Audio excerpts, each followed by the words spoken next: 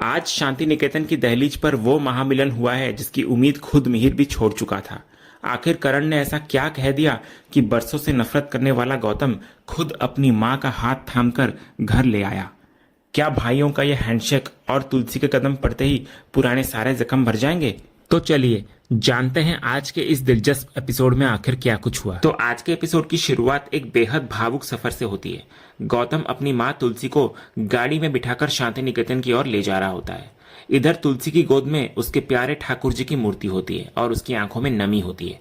वो बार बार अपनी नजरें गौतम पर टिका देती है, जो बड़े प्यार से उसका हाथ थामकर उसको हिम्मत दे रहा होता है। इधर गौतम अपनी मां की आंखों में आंसू देखकर बर्दाश्त नहीं कर पाता।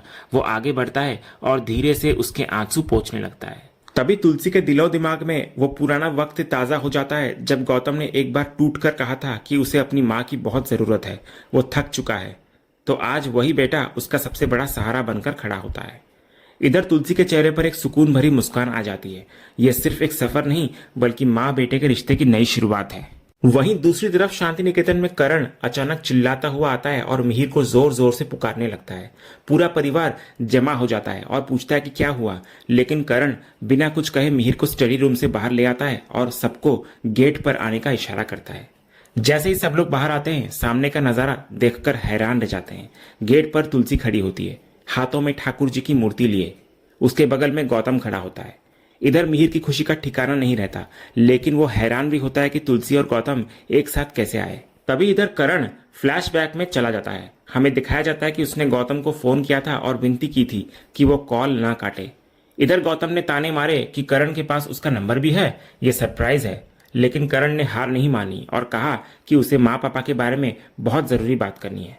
गौतम ने कड़वाहट के साथ कहा कि वे करण के माँ पापा हैं, तो उससे क्यों बात करनी है, क्योंकि वो तो सिर्फ नाम का बेटा है। लेकिन करण ने उसको याद दिलाया कि चाहे वो कितनी भी नफरत करे या नाराज हो, लेकिन आज भी वो शांति निकेतन की परवाह करता है। करण ने उसे नोएना के पैसे लौटाने और पापा को सबूत देने की बात याद दिलाई, जिससे साबित होता है कि गौतम आज भी परिवार का हिस्सा है। इसके बाद करण गौतम को शांति निकेतन की खराब हालत और टूटते हुए घर की सच्चाई बताने लगता है। वो कहता है कि अब सिर्फ माँ ही वो एकमात्र सहारा है जो इस बिखरते हुए परिवार को बचा सकती है। करण गौतम को याद दिलाता है कि माँ ने पापा और ऋतिक दोनों को घर वापस आने से मना कर दिया है, लेकिन अगर वे किसी की बात मानेगी तो वो सिर्फ गौतम है। तो गौतम इस पर सवाल उठाता हुआ नजर आता है कि माँ और पापा का तो तलाक हो चुका है, तो अब माँ किस हक से शांति निकेतन जाएंगी। तो करण इस पर बिना हिचकिचाए जवाब देता है कि पूरे हक से। वो समझाता है कि वो माँ है और ये उनका अपना घर है और यहाँ उनके अपने बच्चे हैं। फिर करण शांति निकेतन की बिगड़ती हालत का हवाला देकर गौतम को फैसला लेने के लिए कहता है ताकि वो माँ को वापस ला सके। इधर दो भाइयों की समझदारी और जिद अब एक ही दिशा में होती है, अपनी माँ को उस घर में वापस लाना जिसे उनकी सबसे ज्यादा जरूरत थी। इसके बाद फ्लैशबैक खत्म होता है। हम देखते हैं कि पूरा परिवार तुलसी को हैरानी और खुशी से देख रहा होता है। इधर मिहिर की नजरें तुलसी पर टिकी होती है। उसे यकीन नहीं हो रहा होता कि यह सपना है या हकीकत। तभी गौतम के इशारे पर तुलसी गेट के अंदर कदम रखती है। जैसे ही वो अंदर आती है, यादों का सैलाब उमड़ पड़ता है। उसको शांति निकेतन में बिताए हर पल, हर त्योहार और मिहिर के साथ गुजारे लम्हे याद आने लगते हैं। इधर मिहिर की आंखों में खुशी के आंसू आ जाते हैं। वो मन ही मन बोलता है कि उसकी तुलसी घर वापस आ गई। इसके बाद तुलसी अपने ठाकुर जी को तुलसी के पौधे के पास रखती है और हाथ जोड़कर प्रणाम करती है। तभी मिहिर खुद को रोक नहीं पाता और दौड़कर उसके पास चला आता है, लेकिन उसको डिस्टर्ब किए बिना चुपचाप खड़ा हो जाता है। इधर जब तुलसी आंखें खोलती है तो सामने मिहिर को पाती है। उसको मिहिर के साथ बिताए अच्छे पल याद आते हैं, लेकिन साथ ही कड़वी यादें भी दस्तक देती हैं। मिहिर का हर बात पर झगड़ना, गलत समझना और नोएना के साथ गले लगने वाला धोखा। फिर मिहिर इशारे से पूरे परिवार को बुलाता है। सारे बच्चे दौड़कर आते हैं और तुलसी के गले लगते हुए नजर आते हैं। करण भी आगे बढ़ता है, लेकिन जब उसकी नजर गौतम पर पड़ती है तो वो समझदारी दिखाते हुए पीछे हट जाता है ताकि गौतम को बुरा न लगे। इसके बाद गौतम अचानक वहां से जाने लगता है तो तुलसी उसको रोकती है और पूछती है कि वो कहाँ जा रहा है। तो गौतम जवाब देता है कि तुलसी अपने घर आ गई है तो अब उसे अपने घर जाना है। तभी मिहिर उसको टोकता है कि ये भी उसका ही घर है, लेकिन गौतम साफ कर देता है कि घर परिवार से बनता है, जहां बीवी और बच्चे हों। उसका परिवार वही है और भले ही दामिनी और नकुल उससे नाराज हैं, उसका असली घर फिर भी वही है। तभी तुलसी दामिनी और नकुल से बात करने की पेशकश करती है, लेकिन गौतम मना कर देता है। वो इसे अपनी लड़ाई मानता है और खुद लड़ना चाहता है। फिर वो बोलता है कि वो खुश है कि उसने अपनी माँ को उनके घर वापस ला दिया अब उसे अपने बेटे को उसकी मां के साथ वापस लाना है। तभी तुलसी उसको दोबारा रोकने की कोशिश करती है, लेकिन गौतम विनती करता है कि प्लीज उसे ना रोका जाए, वरना वो शायद मना नहीं कर पाएगा। वो कहता है कि उसकी प्राथमिकता अब दामिनी और नकुल है। तो तुलसी उसकी बात को समझती है और उसे अपने परिवार को संभालने के लिए भेज देती है, ये कहते हुए कि अगर उनकी जरूरत हो तो जरूर बताएं। इसके बाद गौतम तुलसी के पैर छूता है। फिर जब वो मिहिर के पैर छूता है तो मिहिर उसे गर्व से आशीर्वाद देता है। मिहिर कहता है कि आज गौतम उससे भी बड़ा और बेहतर इंसान बन गया है। इतना बोलकर वो थैंक यू कहता है और उसको गले लगा लेता है। पीछे से परी आकर गौतम को भैया कहती है तो गौतम भावुक होकर उसके सिर पर हाथ रख देता है, जिससे परी बहुत खुश नजर आती है। इसके बाद शोभा, अंगद और ऋतिक भी बारी बारी से आकर गौतम के गले लगते हैं और मां को वापस लाने के लिए उसका शुक्रिया अदा करते हैं। नंदिनी भी आकर गौतम से गले मिलती है। फिर गौतम तुलसी की तरफ मुड़कर अलविदा कहता है। जाने से पहले करण उसके सामने आकर खड़ा हो जाता है। दोनों को अपने पुराने झगड़े और कड़वे पल याद आने लगते हैं।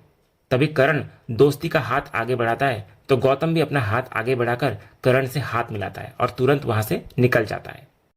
फिर गौतम के जाने के बाद शोभा तुलसी को अंदर चलने के लिए कहती है, लेकिन मिहिर उसको रोक लेता है और आरती की थाल और कलश लेकर दरवाजे पर आ जाता है। वो मजाक में कहता है कि आज तक ये सब तुलसी करती आई है, लेकिन अब वो भी इसमें एक्सपर्ट बन गया है। तभी तुलसी बोलती है कि क्या वो कोई नई दुल्हन है? तो मिहिर जवाब देता है कि बा के लिए तो वो आज भी उनकी फेवरेट दुल्हन ही है। शोभा और गायत्री भी मिहिर का साथ देती हैं और कहती है कि यह गृह प्रवेश सिर्फ एक पत्नी का नहीं बल्कि उस मां का है जिससे ये घर बना है। इसके बाद मिहिर चावल से भरा कलश तुलसी के पैरों के पास रखता है। फिर गायत्री तुलसी की आरती उतारती है और कहती है कि उसके जाने से घर की खुशियां चली गई थी, लेकिन अब उसके आने से सब ठीक हो जाएगा। फिर गायत्री तुलसी को टीका लगाती है और तुलसी अपने दाहिने पैर से कलश को गिराकर घर के अंदर कदम रखती है।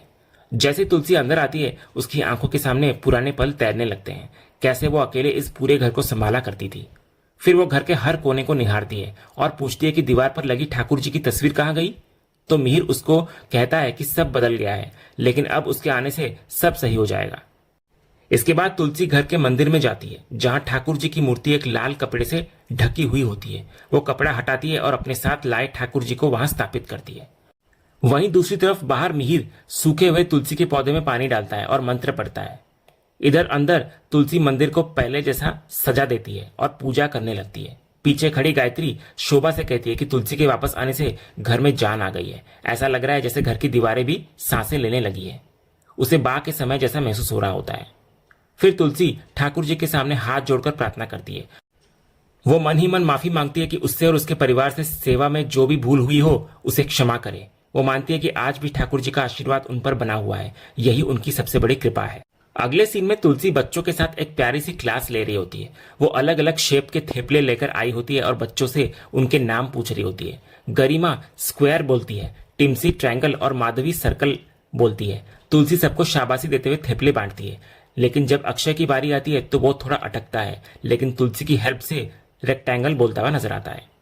तभी दूर बैठे अंगद, परी और ऋतिक ये सब देखकर अपने बचपन को याद करने लगते हैं। उन्हें याद आता है कि कैसे बिना शेप बताए उन्हें भी थेपले नहीं मिलते थे। तभी मुन्नी और बृंदा तुलसी को खाना खाने के लिए बुलाती हैं ताकि थेपले ठंडे ना हो जाए। तो तुलसी डाइनिंग टेबल पर अपनी जगह लेती है और मुन्नी को भी साथ बैठने को कहती है खाने के लिए, क्योंकि उसे अगले दिन ऑफिस जल्दी जाना है। तभी शोभा की नजर मिहिर पर पड़ती है जो बड़े चाव से खाना खा रहा होता है, लेकिन उसकी आंखों में आंसू होते हैं। तो शोभा और परी दोनों वजह पूछती हैं। तो मिहिर तुलसी की तरफ देखते हुए जवाब देता है कि खाने के साथ साथ उसकी जिंदगी में भी स्वाद आ गया है, इसलिए ये खुशी के आंसू हैं। तभी इतने में बृंदा तुलसी और मिहिर से कुछ जरूरी बात करने के लिए कहती है। तो अंगद उसको रोकने की कोशिश करता है, क्योंकि उसे पता होता है कि बृंदा बोर्डिंग स्कूल की बात छेड़ने वाली है, लेकिन बृंदा जिद पर अड़ी रहती है। इसके बाद अगले ही पल वो खुलासा करती हुई नजर आती है कि वे बच्चों को बोर्डिंग स्कूल भेजने का सोच रहे हैं। यह सुनकर मिहिर हैरान होता हुआ नजर आता है। वो साफ मना कर देता है और कहता है कि सालों बाद पूरा परिवार एक हुआ है और अभी तो बच्चे घर आए हैं तो वे कहीं नहीं जाने वाले। तो बृंदा समझाती है कि यह फैसला बच्चों की भलाई के लिए है। वो कहती है कि वे हमेशा चौल के माहौल में रहे हैं और यहाँ सब कुछ नया है जिसको समझने में उन्हें वक्त लगेगा। तो मिहिर कहता है कि वक्त लगने दो, लेकिन बच्चे घर में ही रहेंगे। तो अंगद दलील देता है कि कभी कभी घर की कदर समझने और अच्छा इंसान बनने के लिए घर से बाहर निकलना जरूरी होता है। उसे लगता है कि यहाँ सब कुछ आसानी से मिलने की वजह से बच्चे फायदा उठा रहे हैं और पुराने माहौल की वजह से लड़ाई झगड़ा कर रहे हैं। लेकिन फिर भी मिहिर बच्चों को बोर्डिंग स्कूल भेजने के फैसले से सहमत नहीं होता। वो मानता है कि बच्चों में शरारतें चलती रहती है, इसके लिए उन्हें दूर भेजने की जरूरत नहीं है। लेकिन वृंदा जोर देकर कहती है कि ये सिर्फ 1-2 साल की बात है। उसका मानना होता है कि बच्चे वहां से डिसिप्लिन सीखकर और बेहतर इंसान बनकर लौटेंगे, जिससे भविष्य में कोई परेशानी नहीं होगी। अंगद भी वृंदा का समर्थन करता हुआ नजर आता है और कहता है कि उन्होंने ये फैसला बहुत सोच समझ कर लिया है। फिर वृंदा खुलासा करती है कि यह आइडिया उसी का था। तभी मिहिर तुलसी की तरफ उम्मीद से देखता है और उसको समझाने के लिए कहता है, लेकिन तुलसी वृंदा के फैसले का सम्मान करती है। उसका मानना होता है कि एक माँ अपने बच्चों के बारे में सबसे बेहतर और सबसे पहले सोचती है। तो अगर वृंदा और अंगद ने मिलकर यह फैसला लिया है तो इसमें किसी और को दखल नहीं देना चाहिए। इधर एक सास का भरोसा अपनी बहू पर अटूट होता है। तुलसी जानती थी एक माँ के लिए अपने जिगर के टुकड़ों को दूर करना कितना मुश्किल होता है, इसलिए यह फैसला आसान नहीं रहा होगा। फिर तुलसी वृंदा की तारीफ करती है कि उसने अपने बच्चों को कितनी अच्छी तरह पाला है, उनकी छोटी छोटी जरूरतों का ख्याल रखा है। तो वो समझती है कि बच्चों को खुद से दूर करना वृंदा के लिए भी बेहद दर्दनाक है। इसलिए वो वृंदा को आश्वस्त करती है कि वो उसके साथ खड़ी है। तो मिहिर भी तुलसी की बात को मान लेता है। वो कहता है कि जब तुलसी साथ है तो वो भी साथ है और पूरा परिवार वृंदा के फैसले का सम्मान करेगा। फिर अंगद मिहिर को थैंक यू बोलता है और वृंदा भावुक होकर तुलसी के गले लगती हुई नजर आती है। उसे राहत मिलती है कि उसके कठिन फैसले में बड़ों का आशीर्वाद और साथ मिल गया है।